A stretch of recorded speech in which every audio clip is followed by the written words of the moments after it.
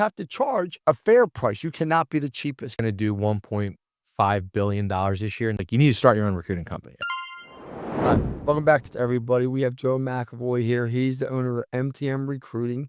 What Joe does, and he does a very nice job, he will go recruit mostly canvassers for your organization. And they recruit other people also, but Yeah. you come from the power background Correct. of talent acquisition, canvassing, all these things, and you spent about 10 years of power, correct? Yeah, 10 years, yeah. And we're going to talk about that, but you do a very nice job at finding companies, the right people. Yeah. I mean, and that's hard to do, and we're going to talk about that. And you know, you see a lot of different home service-based businesses. You've seen my companies all grow firsthand.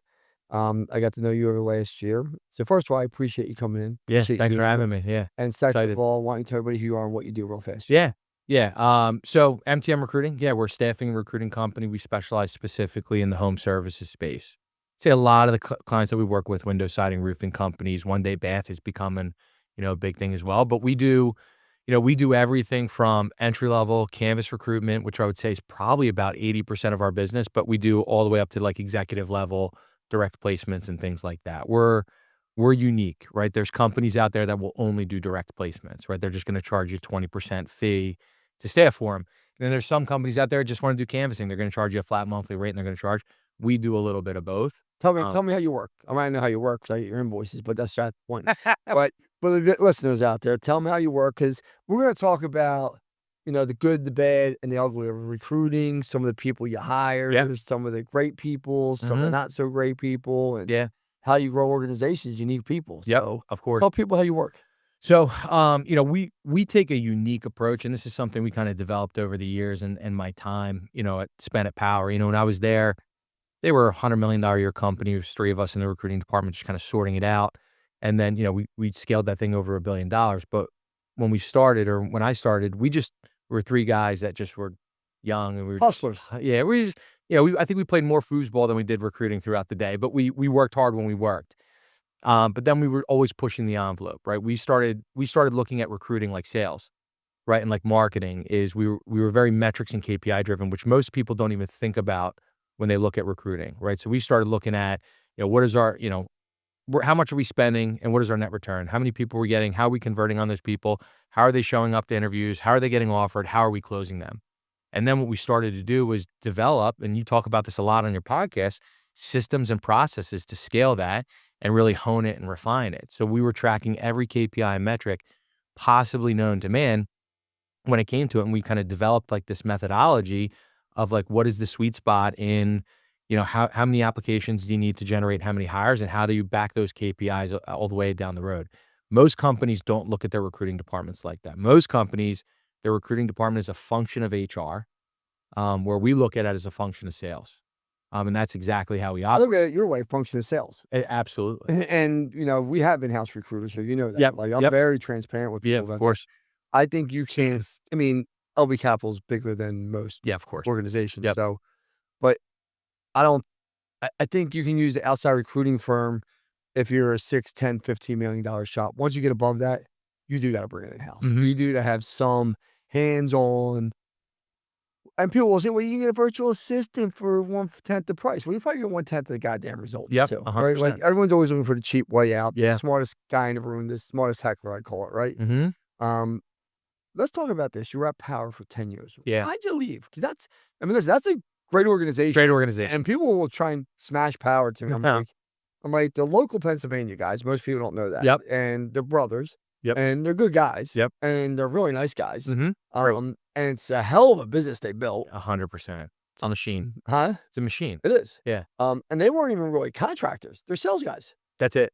That's what I'm saying. Yeah. They're sales guys. They never, I'd be shocked if they ever hung a shingle. Yeah, but they're sales guys. Yeah. Like, and they get it, right?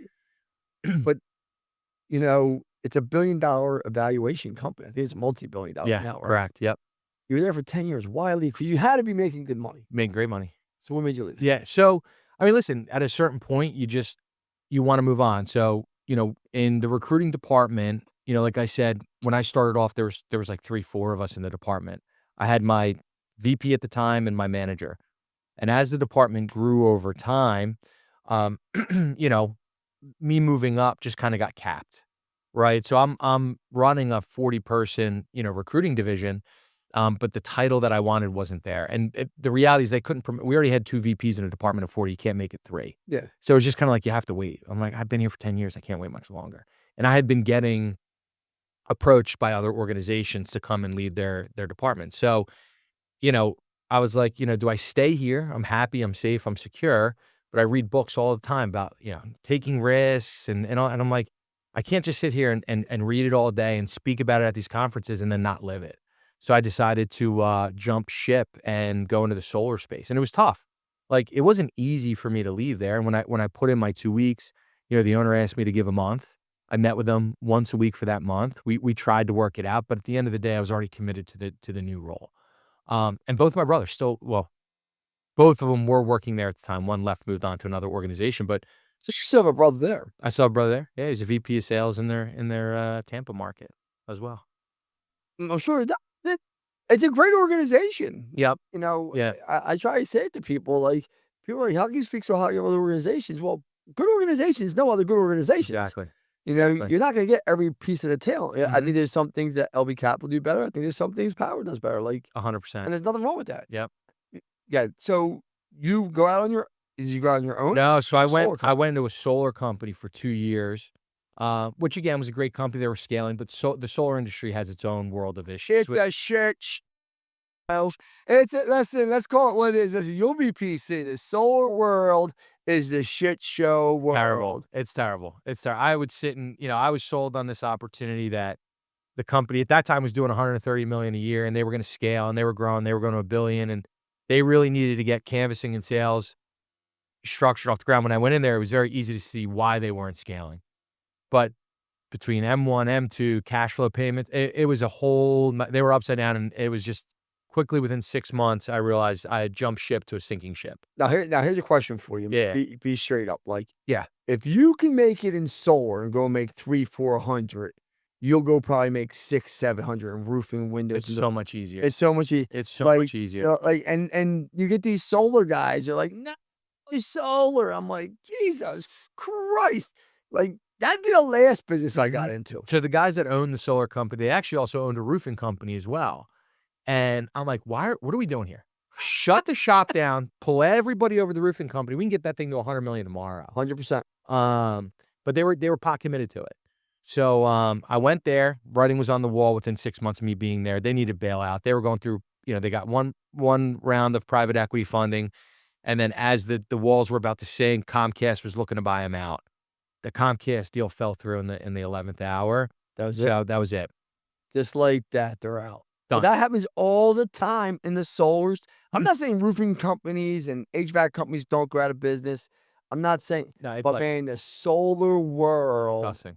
it really is. Yeah. And it seems like there's not a lot of good people in solar. And that's not a shot at solar people. Like, but I meet solar people and automatically like my guard goes up. Yep.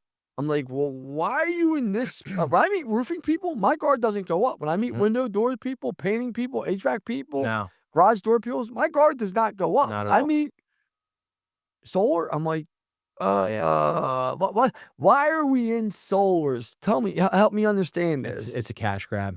It's what it comes down to. These guys are grabbing cash real quick and then closing up shop in a month. I mean, or if they're lucky, 2 years. But that's what it is. I feel like solar could be good. It just doesn't have the right ownership. At MTM, we have one solar client. I swore off solar. When I started MTM, I'm like, I'm not taking a single solar client on because I want to get paid. And I saw how we paid our vendors in the solar world, and it was not good. If we paid them at all. And when the solar company shut down and I started MTM, I had one solar client reach out to me, and I called all my contacts from like the financiers and all. I said, "Do you know this solar company?" They're like, "That's actually straight up." So, and they've been my clients since day one. But MTM started when that shut down. I was like, so pretty much you shut down. You're sitting there. You're like, what do I do? Yep. You had children, I'm assuming at the time. Children, mortgage, Oh my primary God. breadwinner. So you come home, you tell your wife. Yep. Shit, I left Power to go to this shit show. Which you probably saw this shit show coming. So you're telling your wife, preparing her for this. Mm-hmm. I'm assuming you go home. Mm-hmm. I'm sure your wife loves you, but nerves set in, stress sets in. You'd be surprised. So she was she was like, "You know what I'm gonna tell you, right?" I'm like, "I fucking know what you're gonna say." She's like, "You need to start your own recruiting company." She'd been saying it since the day I left Power. And she's like, she sees all these other people have these recruiting companies and account. She's like, "You have such a skill set. You've worked for one of the largest companies. You could probably go out and market yourself and make a killing." So I'll tell you, Lance, I'll be honest with you, dude. I got laid off. I had to lay off. I also ran a small operations division there. So our company closed down. I had to get 70 people on a video call at 8 o'clock at night and lay off like 70, 80 people on a video call Ugh, because the worst feeling. they said the email was going out tomorrow. I'm like, "Can you wait a day? Can I get?" And they were like, "No, if you want to tell your people before the email goes out, you got to get them on a call tonight."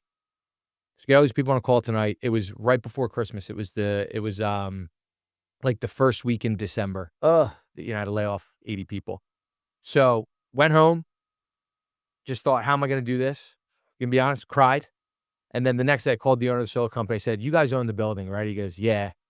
I go, "Can I come in and just work out of the office?" I go, "I can't sit home. I need to figure something out." So he goes, "Man, I don't give a shit." He goes, you can use the office until they turn the internet off." So I'm like, all right. So I went into that office every day. It's probably like a 30,000 square foot office. I was one of 3 people that just kept showing up. And I said, "All right, I'm gonna start an LLC." I started the recruiting company. Simultaneously, I'm gonna go look for jobs because I can't be without a paycheck. So day one, I go in, spend about 2 hours looking for a job in the recruiting space, and then just started calling everybody I know that was in the home services space. I said, "Listen, I'm out on the market.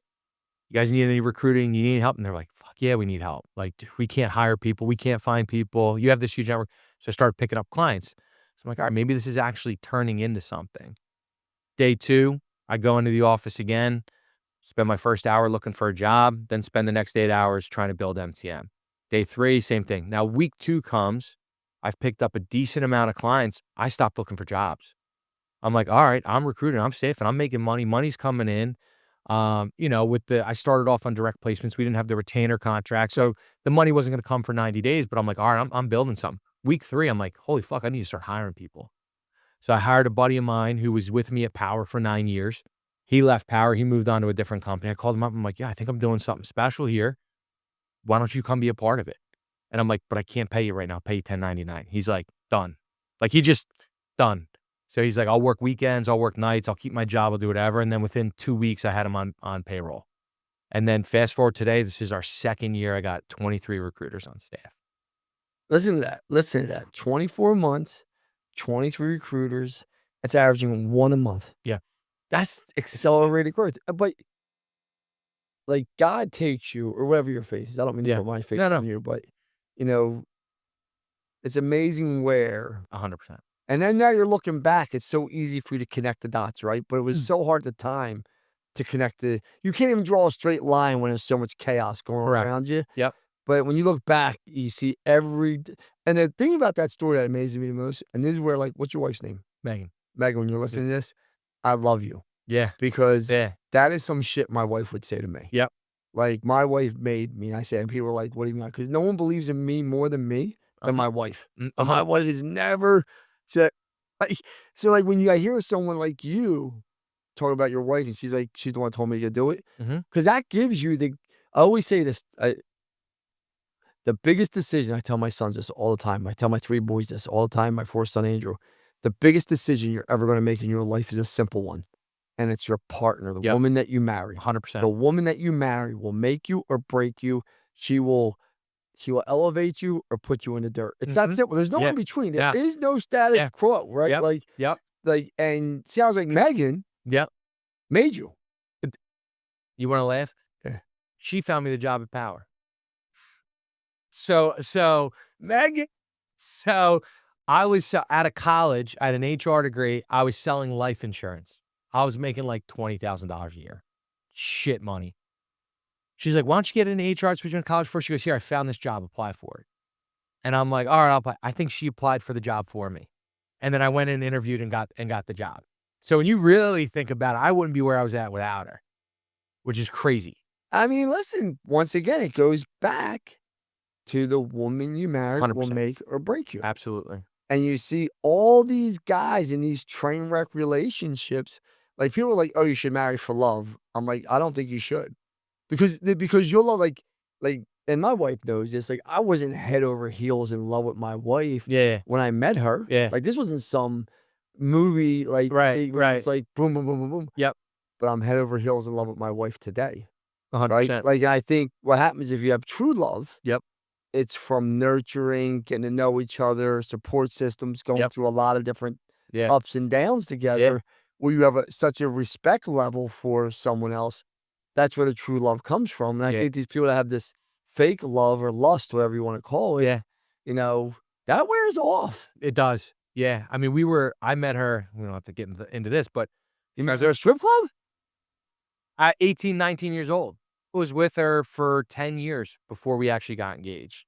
So we knew it was real before we decided to jump in anything. Probably drug my feet a little too long on that one, but That's all right. Listen, yeah. nothing wrong with dragging your feet. So now MTM's growing. You Yep. have, I know you guys have a residual based model Yep. where you just charge a set fee. Yeah. And it doesn't matter. Like, you got us 2 great leaders. I believe you got us Raphael, right? Yep. Ralph and Carlos. Yeah, Yeah. yeah, like, and that's what people don't realize, like, and it's for a set price. Correct. Yeah. So that's the big thing. So I kind of came up with that model because the direct placement fee is out of control. Like About 20%. 20% if you're lucky. Some of these companies charge 25, 30%. It's insane. And they still trying to charge that much? It's insane. At that point in time, like, if you're gonna go direct, I just want you guys to think about this, and this is what, like, people understand, like, it's pure numbers. If you're gonna hire more than 2, 3 people a year, and let's just say the average salary is 'cause they go not off of salary, they go off of what their income is, what they're gonna make, ballpark. Correct. Yep. So the average salesperson is gonna make somewhere between bare minimum 150, 200. Yep. That's $40,000 a Correct. placement, let's just say. Yep. But if you're never gonna hire more than 3, that's 120,000. You might as well just bring an internal recruiter Correct. into your building. And of those 3 you hire, 1.5 is gonna quit. Yep. That's just the reality of whether it makes the 90 days or not Correct. is a whole different. Like, the worst thing you do is have someone make it 97 days and now you're the fee and you just lost your employee. So we started with our first client was a Pella client that we started the retainer model with. Pella Windows, just let Pella everyone know, Windows, so yeah. the guy was gonna know what you're talking Yeah, about. Pella- So I'm not trying to correct. Yeah, Pella Windows. So we have a great relationship with the Pella independent owners, and we work with about 10 of them across the country right now, building canvassing programs for them. But the first one we ever started with, he was like, he's like, I need like 2 sales reps a quarter at best. And I'm like, all right, here's what I'll do. I'll charge you $8,500 a hire. They got to make it 90 days. And for those of you who don't know, Pella's retention on sales reps is out of control. When we did a deep dive into them, they had reps that have been there 20, 30 years. It's crazy. So I'm like, I knew these guys were going to make it 90 It's a days. pretty easy sale, I'm assuming, Pella, because everyone knows what a Pella window is, a high Correct. window. So it's not like, I think I would have to assume Pella and Anderson are probably the 2 most known windows in the Probably. state. Yeah, I would say. Yeah. So I gotta assume it's a pretty easy sale. Mm-hmm. Yeah. And so they started scaling. We built a field marketing program for them. It started taking off. Now we're hiring 2, 3 sales reps a month. I'm billing this guy like $30K a month. I call him up. I shouldn't have. I called him up. I'm like, at some point you're gonna wake up, like you just said, and realize you could have hired a recruiter, maybe paid him $70,000 to $100,000 a year, spent a couple $1,000s a month on Indeed, and did this all yourself internally, and saved yourself a couple $100,000 a year. I said, I never want a client waking up feeling like they can do it better internally than we can. So I said, here's what I'm gonna do. Instead of that, give me that. Pay me this monthly fee, and we will take over all your recruiting efforts moving forward. He's like, done. It's a steal. For those types of clients, the amount of hires they get from us on a monthly basis is an absolute steal. And we're just so good at it that for us, it makes sense too. Hey everyone, thank you for joining us today. I want to give a quick shout out to our sponsors, Service Titan and Rilla, our technology of choice to helping us scale and grow our business, and making sure all of our viewers have the technology to scale their business so when they want to sell it, they're able to.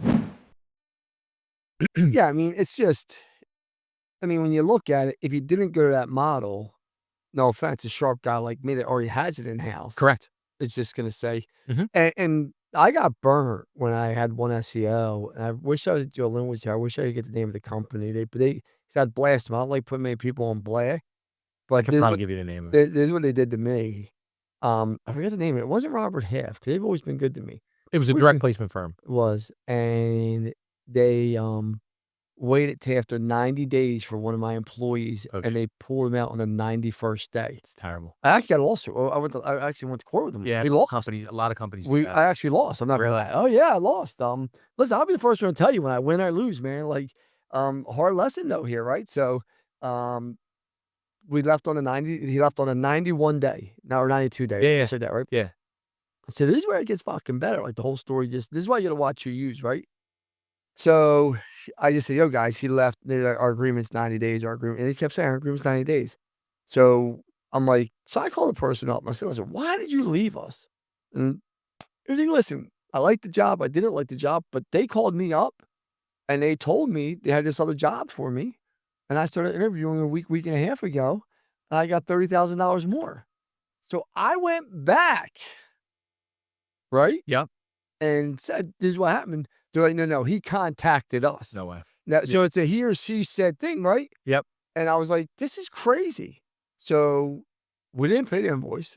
Yeah. They wind up suing us, which they did. Yep. I think the invoice was, I think you're right, it was about 30%. So I think it was about $30,000. It's insane. So we went to, would it be arbitration or mediation at the time? Yep.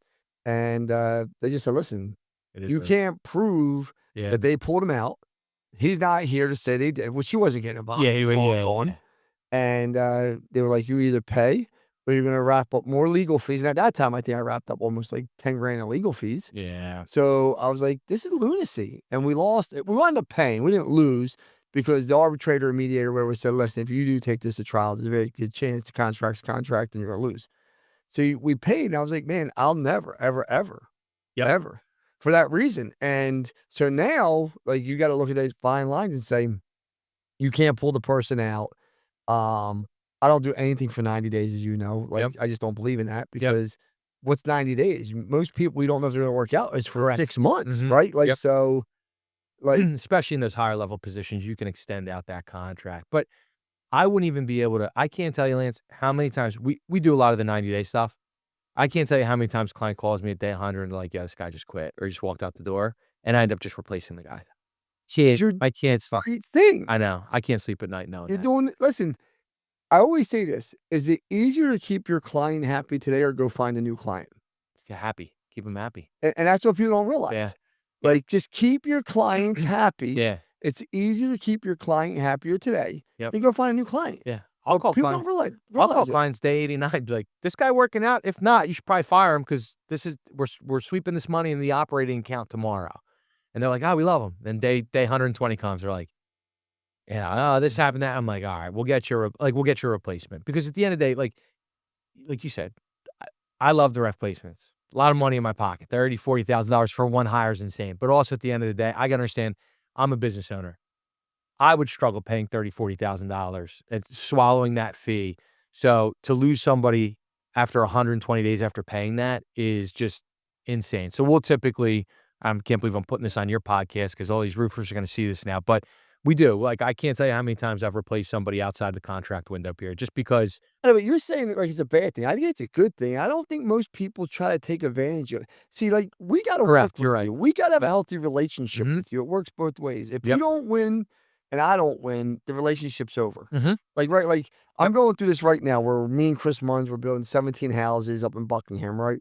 Guy quoted us $250,000 to do something. So far, we're at $370,000. It's really past the timeline.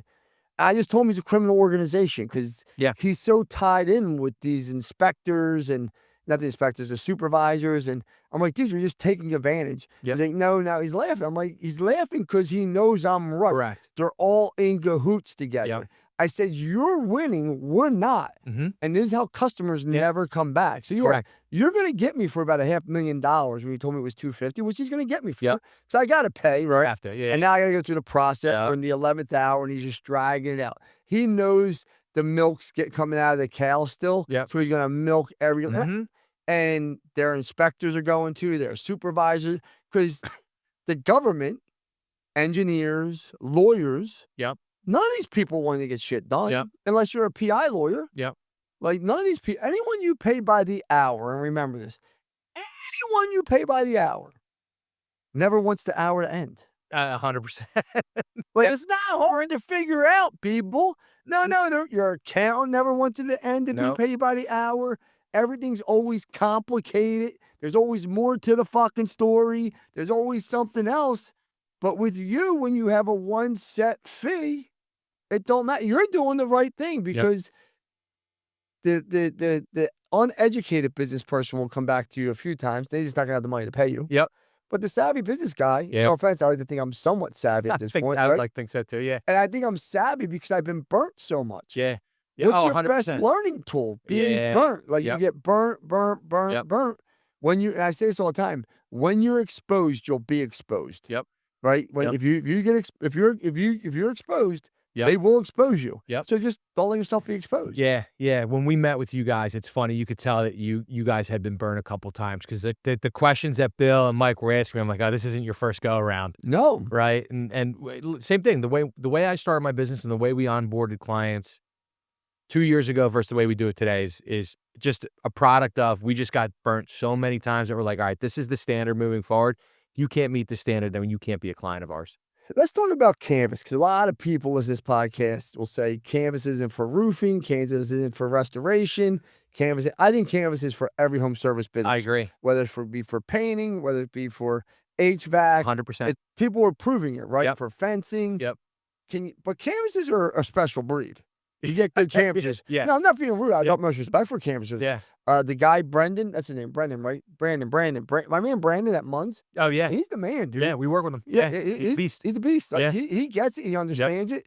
What's the Carlos, right? Carlos. Beast, right? He came Yeah. from Power also, Yeah, right? yeah. He was there for a long time. Yeah, a long time, right? Yep. Like these guys, but they're different though. Yes. They're like, give me something that's different. When you like the guy's just different, like like Tesla. Like they're driving Teslas. You're different. You're driving Tesla. It's different. Yeah. Canvassers are different. Different. Like, especially guys that will do that. Especially guys like guy like Carlos, guy like Brandon. They've been doing it for 15, 20 years. I couldn't imagine. Could you? Yeah. Now. Listen, I did it in college for a window siding roofing company. It wasn't just, it was, I was walking around the college campus. They had one of those like papers that was stapled to a thing. It was like, you want a job, rip the number and call it. Yeah. Went into this office and this tiny little office, and the dude drove a 350Z. I thought he was the coolest guy. And he's like, yeah, we're just going to go knock on doors and set appointments. You get $200 for every one. I was like, deal. Right. And then if we got like 2 in a day, you got the putt to make like $50. I had a great time doing it, but it's not something I could do forever. Well, I don't think a lot of people know what canvassing is when you're just going and you're knocking on doors all day. Yeah. You're just going, hey, Mrs. Jones, would you like a free inspection on your roof? Hey, Mrs. Jones, would you like a free inspection on your HVAC? Hey, Miss, your neighbor had a problem. We're doing work down there. Would you like it? Rain, snow, sleet. Don't matter. Doesn't matter. You're out there hitting doors. They don't get paid unless they get correct. Well, I guess they get the hourly pay. Yeah. But what's the average price? 18, 20 bucks an hour? Yeah. I mean, it depends. Some. I mean, we staff for everything. We staff. Some clients are 1099 door knockers. There's somebody out there for. Yeah. So all of ours are employees. Yes, correct. Yeah. Which I think that's the model. That is the model. That's just the model PE firms want. So that'd be the model I'd go with. Yep. Listen to the podcast. Yeah. We had a client. Storm Resto Company, 1099. They had to go train in Louisiana. So they would hire them across the country. They had to get themselves to Louisiana for training, pay for their own travel, pay for their own room, just to go back and work 1099. That's a shitty organization. 100%. We don't work with them anymore. That's a shitty organization. Yep. As you know, we pay for your training. Yep. We pay you to get there. Yep. Everything. We put you in a hotel. Mm-hmm. We give you what's that called? The daily food allotment. We give you. I forget. I'm having a brain fart right now. Yeah. We give you a daily food allotment, and then we train you. Yep. And then we send you out, and you get an hourly pay, and you're an employee, and you get health benefits. You get health benefits. Like, you can't treat people like shit. Is that company still around? Yeah. Good question. I don't know. They're not a client of ours anymore. We don't. We prefer not to work with those. We, as much as we work for our clients, which are the companies, we like to be a candidate first company. Like at the end of the day, it's our name, it's our company on the line, and we have to make sure, like, when we're pitching candidates and we're selling them in on opportunities, we're selling them on opportunities. And we have to believe that the company that we're putting them into is a great opportunity and it's actually going to make their lives better. And if we feel like the client isn't providing that, we'll either drop that client or we won't work with that client anymore. And that's tough. As a business owner, you never want to give up business. I'd rather than pay me the monthly fee. The problem is you're not going to get. Like the problem is if you're sending people to a shitty organization, they're going to destroy you. 100%. Like they're going to destroy you. Like that client. I mean, what's he paying you? $7,500 a month, $8,000 a month, Yeah. $6,000 a month. Could be, yeah. Well, the 10 people you send his way that month that he hired, he gave a bad experience. That's 10 bad reviews on you. That's 10 of their It's friends. exactly what it is. Like, it's just not even, and you don't know where they're going with their futures. And no different than you. You worked at Power. Yep. Now look at you own your own company. Yeah. Right? You're not sending people to bad companies. Nope. You know, canvassers are different. People don't realize, though, canvas guys can make $150,000, $200,000, $300,000 a year. Some of them were making $200,000, $300,000. That's what I'm saying. Like, Yeah. you can make good money. Yeah, great money. But it's definitely a skill set. Yeah.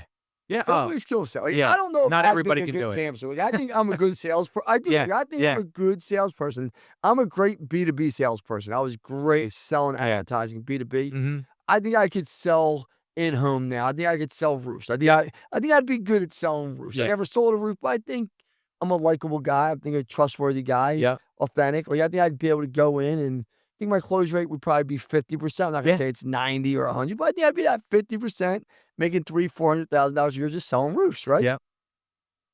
The canvassers made, but that's just a whole, like, that's a hard job. Yeah. It's snowing out. You're knocking on doors. It's raining Yeah. out. You're not, or you don't eat. 100%. You got to think too, like when you're talking about B2B or even in home sales, you have hours to build a relationship, months, years to build a relationship. When you're canvassing, you're knocking on the door, you got 30 seconds to make that person your best friend. That's all you have. So you have to be the type of person that somebody's going to open up their door and be like, I like this guy. I love this guy. I don't care what he's about to say. I'm going to take an appointment. So I met a guy probably 5 years ago. I wish I knew the name of it. He was sitting next to me on a plane. I asked him what he does. And he says, I own this pest control company. Yeah. And it's built all on canvassing. Yep. Do you know the name of it that I'm thinking of? It's a guy local here. Mm-hmm. And it's a nice sized company. And all they do during the summertime is, and like during the spring, summer, and fall, they have college kids and all these other kids. They pick them up in vans and they drop them. So you understand this. Yeah. And that's the first time I really heard of canvas. But this guy built, and don't hold me to this, I think he might have been doing about $100 million in pest control, which is a lot of money, right? Yeah, it's insane. And I was like, wow, this dude doesn't spend a nickel on advertising. Nope. All he does is canvassing. Exactly. Can you talk about that? Because Power doesn't spend a lot of money on advertising. It's all canvassing. I'm going to say they're going to do $1.5 billion this year. 95% of it's going to come from canvassing. Think about that, guys. But canvassing isn't for you, and you don't want to give it a shot because it is a lot to manage, though. Well, that's the thing. So you just have to pick your heart, right? We're getting busy. Why our business is becoming 80% canvas recruitment is because, private equity is flooding to the home services space. 100%. So now every sales guy, anybody is now a roofer. They're now a sider. They're now an exterior guy. Guys that never even had interest in it are now getting into it. But what do? They all go to LSA ads. They all go to PPC. They're using lead aggregators. And those things were great when there was very few companies doing it. Oh, they're expensive now. Yeah, I watched your podcast the other day. You said you're spending, what, $200,000+ a month on Angie's? So I'll tell you a quick story. You'll appreciate this. And the shop tour, we probably have the video. We're going to add the video up on social media for me there. Make sure there's two guys in there, they're mortgage guys. I'm not going to put their faces in there because they were really, really nice guys. I could tell they were coming from a sincere spot. Yeah. So they showed up to my shop tour and they asked me a question. They said, what would you do? We're looking to buy $1 to $3 million companies in home services. Yeah. And we're going to build them and scale them. So they said, we're kind of doing what you're going to do, Lance, what you do. And I was like, fuck it. Like, I like these guys, right? Like, I dig it. Like, grab a shovel. Life's a garden. Like, let's just jump in, right? Yeah. So I said, what do you guys do? They're like, oh, we're in the mortgage business. So now I'm rattled here a little bit, right? Mm-hmm. I'm like, okay. I'm like, so you're going to pay these companies to $1 to $3 million. And I said, what's your EBITDA? He's like, it might be 200, 300. I said, what are you going to pay him? He's like, maybe $1 million, whatever. I'm like, so you're going to pay these guys $1 million. That's more money they've ever seen in their life. Yeah. They're going to check out on you. They are the company. If you're doing $1 to $3 million, the owner is the salesperson, the product manager, owner operator. I was like, I wouldn't give you $1 for your business. And they're like, what? I'm like, I wouldn't give you $1. I'm like, there, yes or no, we got to post it in and go, you'll see me sitting in front of everyone. I'm like, I would not giving you $1. Yeah. And they were like so taken back. Yeah. And then they were like, what would you do? And they're like, all these people. I said, I was just like this to them. I said, who would partner with these two guys? And no, I said, who would partner with me? And everyone raised their hand. I said, because I've sold 6 companies to private equity. You can come to LB Capital. You can see the people here. You can see all my companies. I'll show you the numbers. We're going to do over $100 million here just in roofing retail. Like, you guys don't understand. You don't even know how to sell this shit. And I have a partner in every one of my businesses. If something were to go wrong with Joe, you know me, I'm not handy at all. But my partner can go out and make sure the customer's happy. Well, I know all your partners. They understand the construction business. They don't understand business. Like, that came out the wrong way. They don't understand. I know what you're saying. Scaling. So, but they understand their business.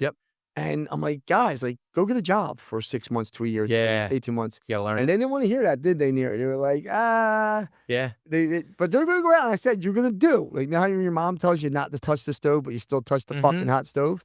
I said to him, I said, you're going to touch the stove and go buy a $1 to $3 million company. You're going to overpay for it. You're going to find out you just lost all that money. And you're going to be pissed off. And you're going to listen back on this day and say, fuck, that guy was not trying to be a jerk. He was just trying to be honest. Yeah, but to your point about the canvassing, it is difficult. But again, traditional marketing, everybody's flooding to it. Everybody's a roofing there. Everybody's flooding. I'm a homeowner. I used to get a mailer a week, maybe from like a next year. My mailbox is flooded with mailers from this roofing company, that roofing company, this person, that person. Why people are moving to Canvas is it's more of an exclusive lead. You knock on the door, you set the appointment. You're the only company going in there for the most part selling. That's why Power did so well. They weren't going in there and competing with 5, 6, 7 other companies. That homeowner wasn't clicking on an ad for a lead aggregator and that lead aggregator sending it to 10 roofers. And now Power's the most expensive per square almost out there in the industry. Like, insane. And people say it's wrong. I'm like, no, I think it's right. You don't see all their systems, their processes. 100%. Like, you got to make business. And the one thing I tell you that Power does do, just as good as LB Capital, when something goes wrong, they'll make it right. Like lifetime transferable. But but not even that, they'll go do it. Like, we just had a problem out where a storm came through yesterday in Pittsburgh. I guess they couldn't cover the roof in time. And my CEO, Bill, already had 2 mold remediation companies out there this morning taking care of the customer. Like, we're eating that bill. I know. We're not waiting for the subs insurance. We're not waiting for insurance. We're just going to go do it. Like, but that's why you have to charge a fair price. You cannot be the cheapest. Can you talk about that?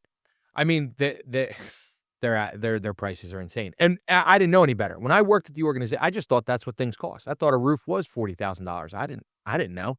I thought it was, $14, $15 a square. I had no idea until I left and started meeting with all these other roof guys. I'm like, what are you guys charging? They're like, $650 a square. But that's why they don't make money, these roofers. Well, correct. And they can't scale their business because they can't hire people because they're operating on thin margins. Again, at the end of the day, Power's got a lifetime transferable warranty on everything that they do. That means that you or the next homeowner, if something goes wrong with that product, they're going to come out and replace it. No charge. And they don't argue about it. Nope. Like, and I'm not, listen, people are like, man, Lance, why are you so pro Power? Because I took their playbook and I just duplicate it. Like, because, and people are like, Lance, you don't argue with any, and no, who cares? It's the price of business, guys. And if someone gets me for a free roof or a free door or a free window, you got me. I hope you're happy. But the margins are there. Correct. If your margins have to be there, you can't. But if they're getting me, I promise you, they're getting Joe Blow and Johnny Smalls 100%. And everyone else. The problem is they're not business guys. They're fighting, screaming, yelling about it. Then this person's leaving bad reviews for him. It's a debacle. So what's next for TMT? You've got 23. You're young. How old are you? 39. 39? Think about that for a second. Okay, you're 39 years old. You're still young. What's next for you guys? That's a great question. So, we're growing. We're scaling. We want to own this space. Like, that's the reality. Like, we want to be the premier staffing company in the home services space, and we're quickly making waves. You want to be like Robert Half is to accounting, how Robert Half is to... But so here's the difference with us. I'm not comparing you to... No, I know. But you think like, hey, listen, I need an accountant. You're probably going to call it Rob Half. I would. Like, that's 100%, right? Like, we want that. And we're quickly becoming that. I scaled my company. I do no marketing. Everything has been referral based. My company, wait, the moment we start marketing, my man, you go from 23 to 46 real fast. I mean, the problem is, like, it's like if I scaled that quick, I'd be a recruiting company that has a recruiting problem. I can't recruit enough people myself, right? Like, going from 0 to 23 people in 2 years was crazy, trying to build all the processes, procedures while doing all that stuff. But we are building it to scale. But we want to own the space. The other thing is too, like, we're not greedy. Like, we're exclusive with our partners. And this is one of the things that, like, some of my people push back on. My wife pushed back on. She's like, you got to sort that out. I'm like, I don't want to sort it out. Like, if we staff for you in a market, if you have us on a retainer in a market, we are your exclusive recruiting partner in that market. We won't pick up another roofer in that market. That's good. Yeah, because we're only recruiting against ourselves then. Like, we want to help our clients scale and go from 10, 20, 30 to 100 million, or go from 50 million to 100 million. And we can't do that if we're working with the 3 other roofers that are around them. And America's a big country. People don't realize that. Most roofing companies are 30, 40, 50-mile radius. I'm assuming side to side to America is probably 3,000 square. 3,000. How many from East Coast to West Coast? How many miles is that? Probably 3,000, 4,000. You're asking right. I failed geography. How many? Google how many square miles is America? How many square miles? What is it? A little under 3,000. Look at that. That's pretty. Yeah. Whoop. Come on. That's pretty good. I mean, just do that. I mean, Mm-hmm. you got a serious business there. Yeah. Oh yeah. I mean, a serious business. Yeah. Listen, I appreciate you coming in. Yeah. Thanks for having me. How do people get a hold of you, Joe? Yeah. If they want to talk to you about canvassers or any other. Yeah. So, MTMRecruiting.com. That's how you, MTMRecruits.com. That's how you can find us. You can call me on my cell. I answer my cell. That's how you guys found me. Yeah, I love when people throw at the cell. I love that. 856-981-3582. 856-981-3582. That's how you guys got me. Bill Rosell called my cell phone. I picked it up. He goes, first off, let me congratulate you on picking up a phone number you didn't recognize. Now, I will say, I don't know what Bill's got. I knew who Bill was. I knew who you guys were. And when he called, his name came up. So it was a little bit of a cheat. I was like shocked when I saw that. It don't matter. You picked up. Yeah. How many guys I ask them to get their information here, and I just wait to see if they get their cell phone. And sometimes they're like, do you give it your cell phone? They're like, no, I'm not good at my cell phone. And I'm like, you just, like, I give out my cell phone, stolen podcast, whenever I go, like, without thinking about it. And people are like, you got your cell phone? I'm like, it's my cell phone. Yeah. If I don't pick up, they'll text me. Yeah. And I'm not saying I get back to every single person that reaches out to me. Yeah. But I do try. Yeah. Right? You just never know where God takes you and business is going to take you. So, 100%.